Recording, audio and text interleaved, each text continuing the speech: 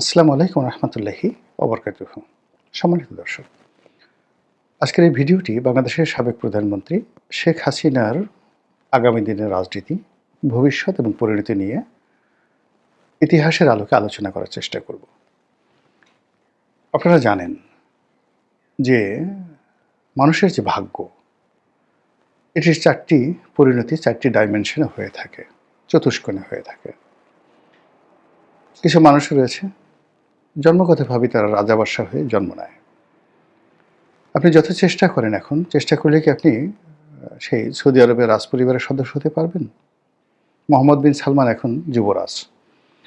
তার চেয়ে ১,০০০ গুণ ক্ষমতা আপনার থাকতে পারে, লেখাপড়া থাকতে পারে, প্রজ্ঞা মেধা যোগ্যতা থাকতে পারে, ধীশক্তি থাকতে পারে, কিন্তু আপনি কি সৌদি আরবের যুবরাজ হতে পারবেন?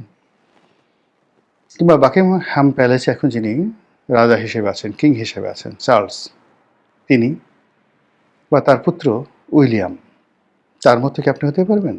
নিয়তি আপনাকে সেই জায়গাটা থেকেই যেতে দিচ্ছে। তাহলে বোঝার চেষ্টা করুন, জন্ম আপনাকে অনেক কিছু নির্ধারণ করে দেয়। ২ নম্বর হলো যে আপনার যে ভৌগোলিক অবস্থান। আপনার জন্ম যদি ইউরোপে হয়, আমেরিকাতে হয়, আপনার জন্ম যদি জাপানে হয়, আপনার জন্ম যদি বাংলাদেশে হয়, উগান্ডাতে হয়, বুগান্ডাতে হয়, তাহলে আপনার সেই ভূখণ্ডগত কারণে, ভূমির কারণে, জলবায়ু আবহাওয়ার কারণে, প্রকৃতি এবং পরিবেশের কারণে আপনি যা কিছু অর্জন করেছেন, আপনার শরীর, গায়ের রং, চিন্তা চেতনা, সব কিছু এটা মৃত্যু পর্যন্ত আপনাকে ওই বৃত্তের বাইরে বেরোতে দেবে না। আপনি যত চেষ্টা করেন বাংলাদেশ বসে আপনি ফিদেল ক্যাস্ট্রো বা চে গুয়েভারা হতে পারবেন না। আপনি যত চেষ্টা করেন মিশরের মতো জায়গাতে বসে আপনি বঙ্গবন্ধু শেখ মুজিবুর রহমান হতে পারবেন না। আমাদের দেশে এখানে যেভাবে রঘু ডাকাত রয়েছে, এই রঘু ডাকাতের সঙ্গে আপনি জেমস বন্ডের কখনোই তুলনা করতে পারবেন না। আবার পাক ভারত উপমহাদেশে, বাংলাদেশে আপনি কোনোদিন একজন জেমস বন্ডকে বানাতে পারবেন না। এখানে জেমস বন্ড নামক কোনো চরিত্রকে যদি পুরনো ঢাকাতে ছেড়ে দেওয়া হয়, ১ ঘন্টার মধ্যে পুরনো ঢাকার পরাটা, বিরিয়ানি এগুলো খেয়ে পেট খারাপ হয়ে মরে যাবে, সঙ্গে সঙ্গে জেমস বন্ড মরে যাবে। এই হলো অবস্থা।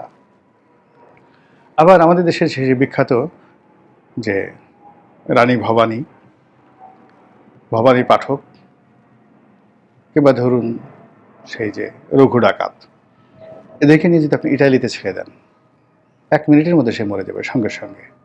এই জন্য ভূগোল একটা বিরাট বিষয় মানুষের জীবনের জন্য। এরপর টাইম, সময়, অপরচুনিটি, সময় এবং সুযোগ, এই দুটো ছাড়া আপনার কোনো জ্ঞান, কোনো যোগ্যতা কখনো কাজে আসবে না।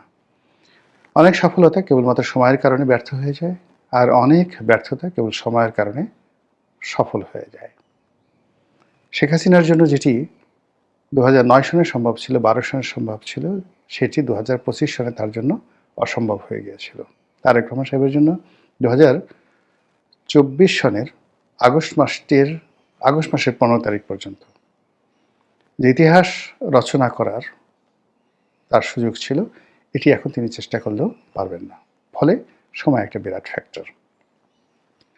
থার্ড হলো ইতিহাস, ট্র্যাডিশন, ঐতিহ্য, বংশক্রম, ক্রোমোজম, এই জিনিসগুলো আপনার ক্ষেত্রে কিভাবে কাজ করে। অর্থাৎ আপনি যে ভূখণ্ডে আছেন সেই ভূখণ্ডের অতীত ইতিহাস এবং আপনি যে কর্ম করছেন সেই কর্মে পৃথিবীর যে ইতিহাস, সেই ইতিহাসের ধারাবাহিকতা আপনার জন্য অনিবার্য হয়। আপনি এর বাইরে যেতে পারবেন না।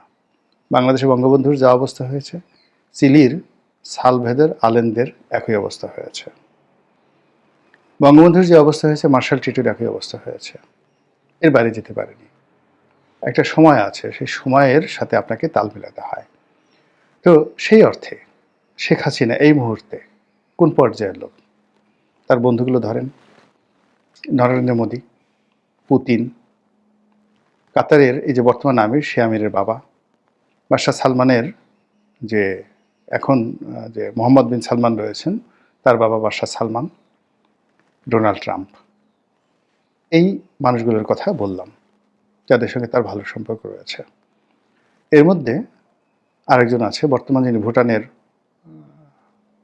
যিনি রাজা, তিনি সজীব ওয়াজেদ জয়ের খুব ঘনিষ্ঠ বন্ধু, ক্লাসমেট। আর তার বাবা শেখ হাসিনার ঘনিষ্ঠ বন্ধু, মানে সাবেক রাজা, ভুটানের সাবেক রাজা।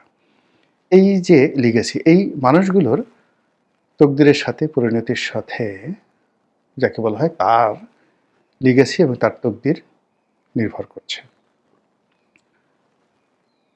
২ নম্বরে যেটা আছে যে তিনি যে লিগেসি ধারণ করেন, বঙ্গবন্ধু, এটি তার প্রধান পুঁজি।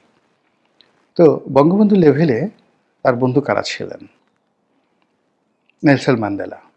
তার বন্ধু কারা ছিলেন? যুগোস্লাভিয়ার মার্শাল টিটো। তার বন্ধু কারা ছিলেন? আনোয়ার সাদাত, মিশরের president Anwar Sadat, Fidel Castro. তার বন্ধু ছিলেন ইয়াসির আরাফাত।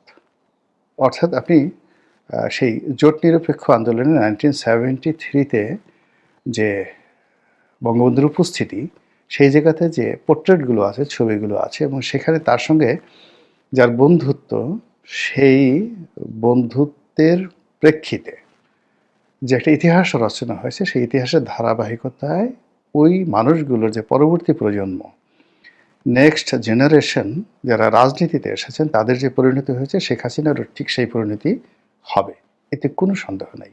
এটাই হিস্ট্রি। ইতিহাস বলেন না যে ইতিহাস বারবার ঘুরে ফিরে একই ঘটনা ঘটে, হিস্ট্রি রিপিট ইটসেলফ, বারবার ফিরে আসে। তো শেখ হাসিনার জন্য ঠিক সেই ইতিহাস বা সেই পরিণতি অপেক্ষা করছে। এর বাইরে গ্রহ নক্ষত্র আছে, জ্যোতিষ্ক মণ্ডলী আছে, আর আপনি যদি সর্বশেষ ধর্মবিশ্বাসী হন, তাহলে মহান আল্লাহ রাব্বুল আলামিনের ডিজায়ার, এটা আপনাকে মানতে হবে। শেষটা দিয়ে শুরু করি, মহান আল্লাহর ডিজায়ার। আমরা দেশের জনগণ যেভাবে আশা করেছিলাম, আতঙ্ক অনুভব করেছিলাম, সেক্ষেত্রে শেখ হাসিনার মৃত্যু আমাদের দেশের বেশিরভাগ মানুষ কামনা করেছিল নির্মমভাবে, যে তিনি ধরা পড়বেন, গণপিটুনিতে মারা পড়বেন, এবং সেই ধরনের একটা পরিস্থিতি কিন্তু তৈরি হয়েছিল। এবং এটা ছিল 99.99%। জনগণ গণভবন আক্রমণ করবে এবং সেখানে শেখ হাসিনাকে ধরে, তার বোনকে সহ ধরে পাড়িয়ে মেরে ফেলবে। অনেক মানুষ মনে মনে আশা করতেন যে জয়, পুতুল তারাও বাংলাদেশে যখন থাকে, অর্থাৎ কেউ যেন ৭৫-এর 15ই আগস্টে যারা উল্লসিত হয়েছেন, তাদের বক্তব্য হলো যে ওই সময়টিতে শেখ হাসিনা, শেখ রেহানার যে বেঁচে যাওয়াটা, এটা তাদের জন্য একটা অভিশাপ।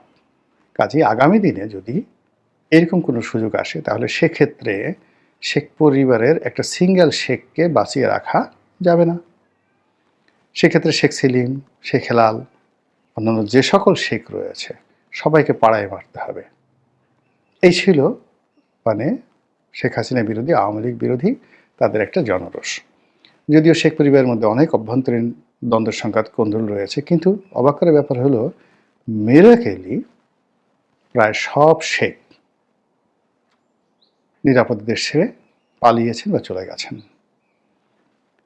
তাদেরকে পাঠানো হয়েছে, কেউ নিজে চলে গেছেন, কেউ পরবর্তীতে চমৎকারভাবে পালাতে পেরেছেন। It's a miracle.